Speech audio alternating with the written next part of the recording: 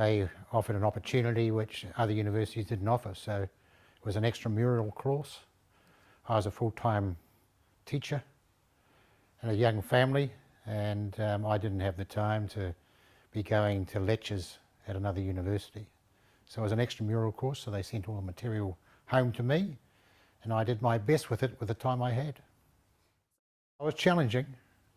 Like when you've got a full-time job and you're coaching a couple of senior sports teams and you've got 2 young kids under 5 and you're running the school hostel, fitting in a university course is pretty difficult. So that was very challenging, and I did the assignments as they came through and did my best with those. Lucky enough, I scraped through.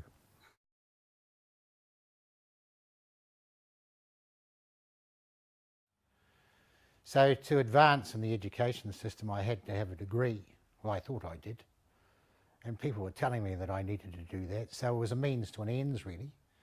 I just needed that piece of paper to advance in the system and eventually become a headmaster. Career today? Oh, significant, I think.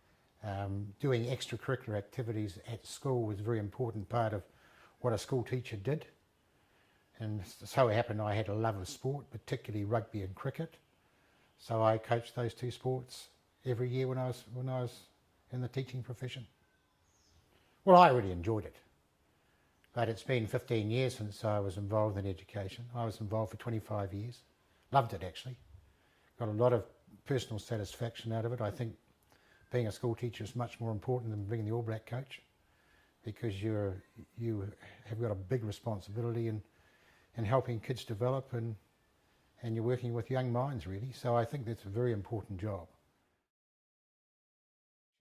Very much like, there's a lot of school teachers who have finished up top coaches around the world, and I think it's about, you learn about coaching people, you learn about educating people, which is pretty similar, and you learn how to relate to get the best out of people. So I think some of the Massey information that I got during that time assisted in that process. And I think it's very beneficial. Like we've got quite a number in the All Blacks who have done that. Like Sam Whitelock is an example right now. He's doing his couple of papers a semester and playing professional rugby. I think that's marvellous. I think it's great balance. So the pressures of rugby are alleviated by the pressures of his academic career, and vice versa. So I think it's a huge balance, and I think those who pursue those things actually finish up better players.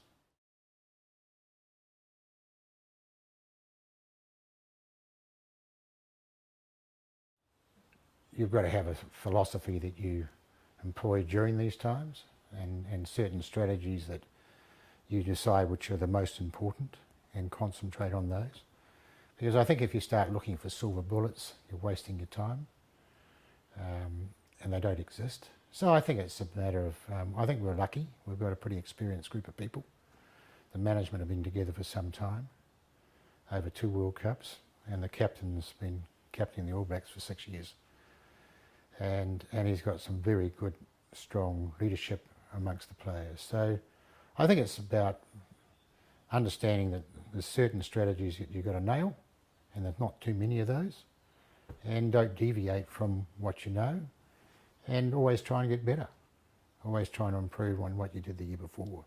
So if you can get a 15% improvement, that may keep you ahead of the rest of the pack, and hopefully you win the competition or the cup. Oh, for sure.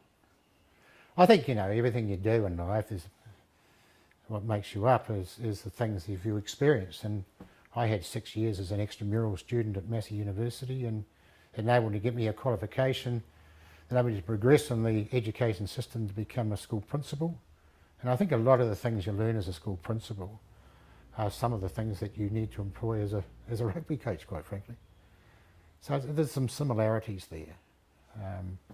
So Massey obviously contributed to that.